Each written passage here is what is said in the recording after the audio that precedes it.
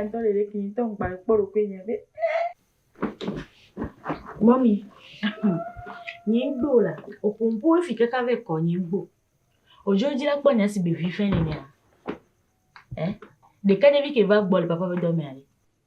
M'sais bien même quoi que bon mais tiens. Il y a encore la bonne amour. Belle la bonne. Ngelo. Ole nuire ya.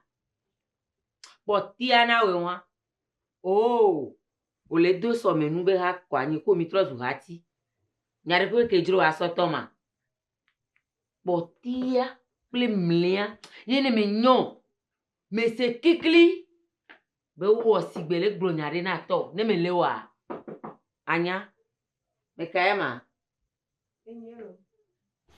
Gereme. Potia. Le mliana wema. Yeko hati minya. Wezo. Ngogbe nani? Ni akpe. Wezo mi agbofa. Du coup, vous savez, il me dit. Je sors portable de maman, son n'est pas de la loi petit combat.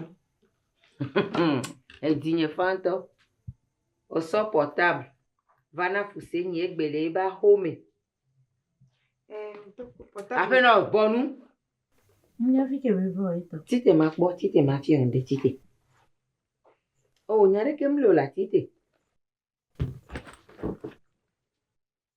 Zo yi vire ma ponde la.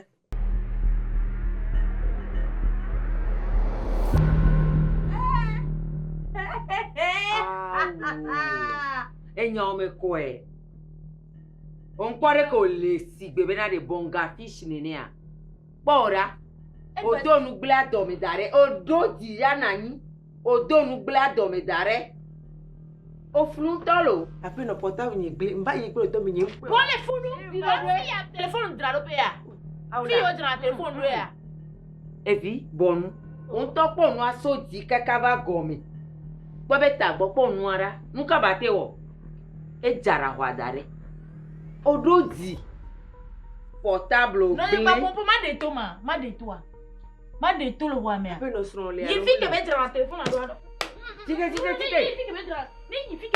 il fait que mettre un téléphone à droite oh ndo hati o la home omle kwe a ndo hati o la home yi gbolo o asha o amesro hoto wa ga pa fo la we ami owe ne na mmiri ya tete owe tete eyo ya no we o ma no bia mbo bi be yan re ponu ya na na no nyo jalo so ni yo no aga ba ho ya mi jalo ya o mo atiri chawa ma dire ru loro ki o o so be msoto wa ke we ya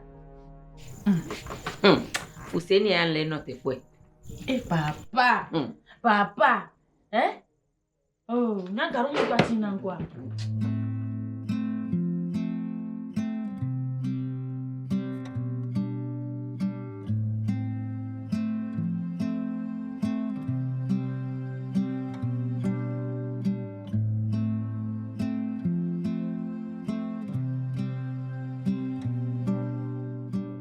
Fori ke ma?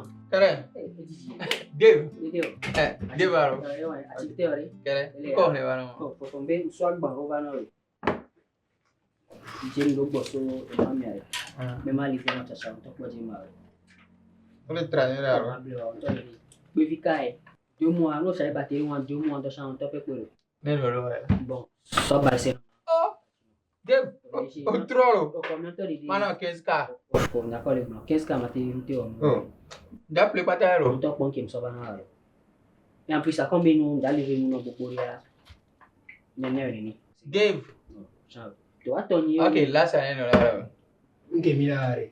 Là ils sont dicolo. Il livré non bien bouger, tu sais quand même. Ok, manami 30. Ma hoye ke. Avec 30 ya 30 mois. 30 ya mois. On que mira, combina, mira, no te diría, la so, como eso, 60 ba. But. Que va no. Sinon, d'ailleurs, je suis ça, non. Le bani no.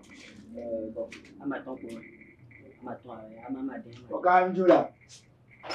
Ça, j'ai un temps. Il y a ma petite somme de plein de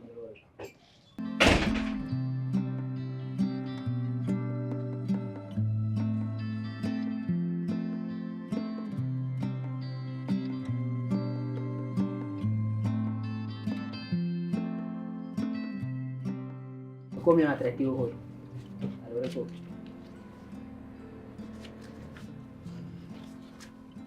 Cari te già su. Tornare. Ok. Allora Banila. Quand même on joue. Dave. Ne abaro bagwai. Bon, allez, ça nous casse dans la vie. Allez, on commence à dire on bueno cha.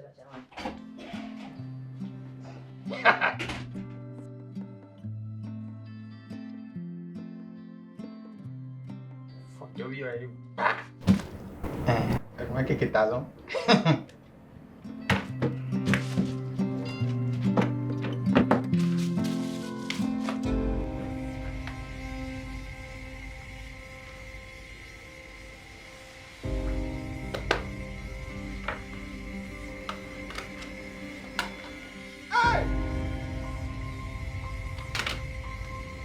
Você viu a Ume?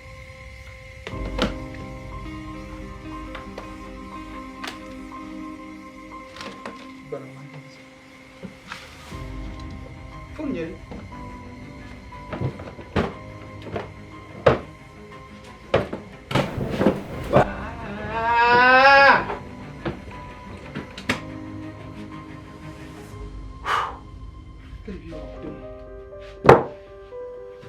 Jésus, Marie, Joseph.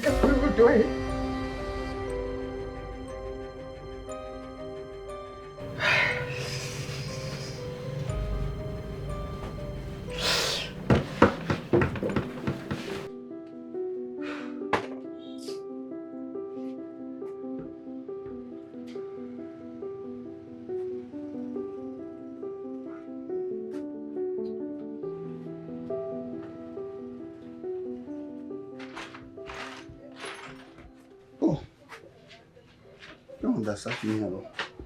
Allô. Dis pas mon temps, là qui est fondement. Et tu es ma. Oh, tu as vu bien aller. Et son zame a des. N'qu'est jour, les miens. La fille a pas ma. Na lo de gbilan ri. Mo gbon we ba jan lo. Si a. Le ha o de gbilan. Ma fun we ba jan lo. Enya ma fi ko kan. Fi ko kan. Ye ta so ka pon. Buju ba dore do me fia. Be ya ba bia ma. Le mira. Bon, et chauffe pour aller nene misère. Eka. Et moi chauffe avec au soir on a sur le Si aux autres. Ça c'est 55 000. Tu peux le faire câble à ton waton. Bikero. Le ko ngai. E we se ma lo nyisa. Kanu nya ro je mulu. Nena nya. Yo. Nke ona modu ha. Ya nye mom no yi don la pon. E so pon ka ba nye bia ji. Ah, amado mo bu na tamula. Abeja. Asome. Ka be di bie galere. Oh, cho. Karo mo ntokra re. Ka mo na mo. Oh. Iji mile. E chofia meje e tu ge akabalo. E tu botuka o va do gero e tu no avo. Ala mbere. Pakpanye kaba ti ko kan no wa. Mo pa fi akaba. Akiko. Abaga. Na mi le kwa me bo nwa vasu. Bam azu fetri. Ko wo e ku mi le na biglo de nwa no kuku bon. Enyere nu pora ne. Ba mo sha mo ne se yo nko. Enyere nu pora ne. Oh, tawa ya buto e. E buto ye tawa. Amaga. Kafla. Na nde fude no aja agba na trapon na fun na gbolechi ya fi na dogo na ba no yi. Abeja ne me sa me nyoro me yenye me yan yore. E sro la fe me na mi kpanu le fuma na nka ye tukara yo wo balege. Ne za me nyona mo no no yo alo me tro no nyiro. Ne me tro yo ya we me. Otokra male Oh, nyiro. para. Me na ke ta me bagay loro. Enye me mo me ko ba no ye ta me bagay. Ne me mo yo enye ko na te do ha. Na te do gbe na le moji a. Oh, pas non toi namra. Oh. Ba gawata ne ne ma hana ta wa gawata ne poto. Me ko mi na enjoy. E poto ko bla be me ko ba no be. Ma ko mo yana majo. Ko mo be akobla be poto. Be ko pe ono enjoy alo. Mi o ko mi anu fo na me si be la ma. Nke fude no ha. Nke fude no wa tia. Nke fude no. Nke fude no wo agaba agba klokusa nke fude no. Gawa mahwe ma na ma yire dwama ndi ya na ma apple ngoma ba won anu ala ma ko ga nan san me ya nyi mi glo me ya nyi glo ko mo yana sir ka majo amaga kan ko na mo le ganyele gbo ye be to ga kwa pe no ko cho mo yana majo e ni mo na ba no nya sama nyima e ko mo na nyima e wo ye ma ko ga nsha ko mo ko ga no ri alo ure butamolu mai ma fa no na ko se me ja choke e se ja fa nai Apita fuse ni ndo. me to ti no le je pe mi ja du yi Ba ma ha kan potie. o ga potia mate ko ga no we ne gamaga la shinyo ha nya mata chu fenu fa de sha de kle do nya mata chu fenu ya ajino jinavi bo mana na nya phone ya ko ve nyi so iPhone a ma do mo wo kaka dopo mo kake mo dozo ne mo kaka dopo mo wo kaka wo gbekwe ta fi ima mo kaka dara ma mo Pour aller au donnuere ne gble ko egble le gbo elo 10,000 euro nse no chance a tu fini na mi oh anya ema pour aller au donnuere ku la ta fu mi won lo ame baba won gba won na mkirika wo mo ga ti jola mo be ne nya ne gamala sinyo ha ma ta tu fe no we ya hey e bo so gana ma juju wo me ya gbegbe ma tu fo wa ni ke buka mo do la tu fe bo ko ma ti ko mo ko de fiata wa khoya utro ma de na mi adugo lo moto je pata na mzerike engba meliula mbe utro mo mi adugo moto no ha na po jijo videla alo majima amenye klo be nya ha dile alo ko nyama do jijo re mo tetia kai isa sai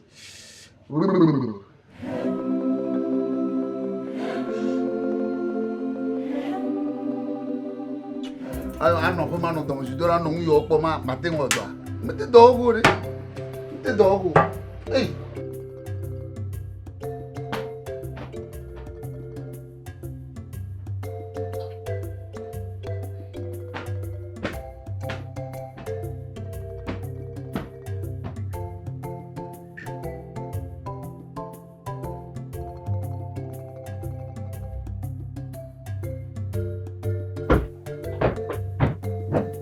Mami,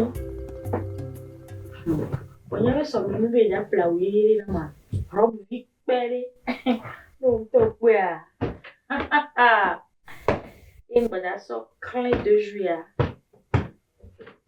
Que ma bella. E wo nyonu bi na fon ko a. Ape me dore ke o ma o. So menu be apple Rob vino. Evo.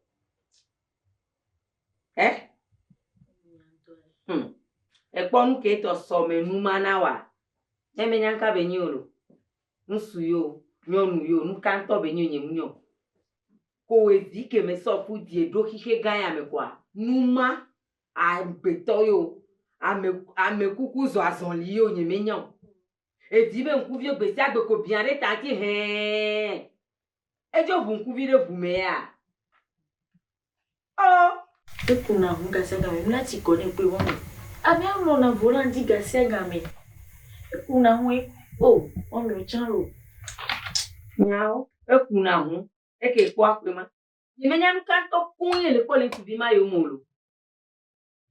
Me kule no po be mende pepe ke le client enye sikao nyame nyanka le ko le suivi mamu kwa me gavon Mami mera ye karo mono lo ko bwari bana si be ni mle si ola bo ma biolo e so ale po chojo so ila gba wa mba jiwe o se nyumba e wo si gbe vale wo udo ki olo fika me ila gba enye si gbele ko ba dia ke mo me le gbo ya e wo si gbo vo anpa onya Ti téléphone kama toni na ba hone na tutunu.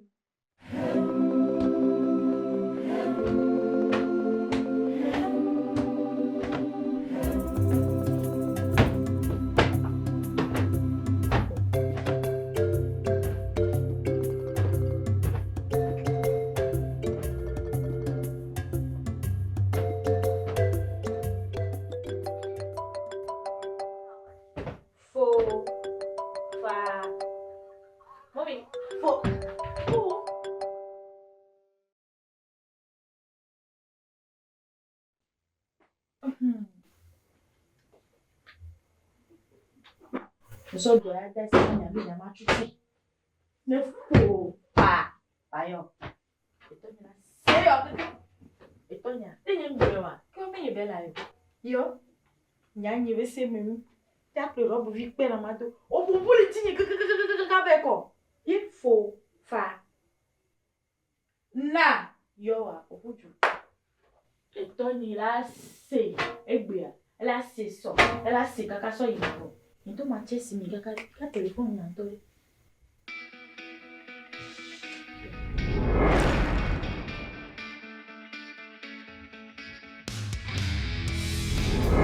Togbe fuse ni boka kana ebe. Wuso ni togbe bi ni. Nu ke togbe won lati wo na o. Nu ke togbe won lati na o. Leke c'est que le buta me va ni po le po. Ko ba ko to le wo le togbe won bo.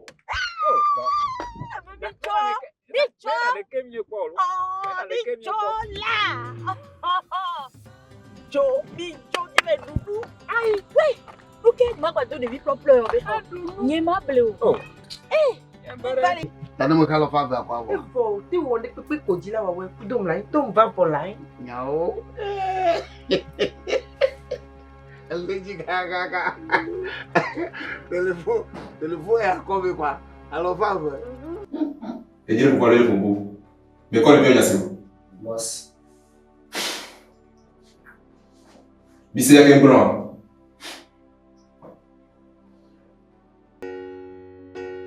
Vous raison.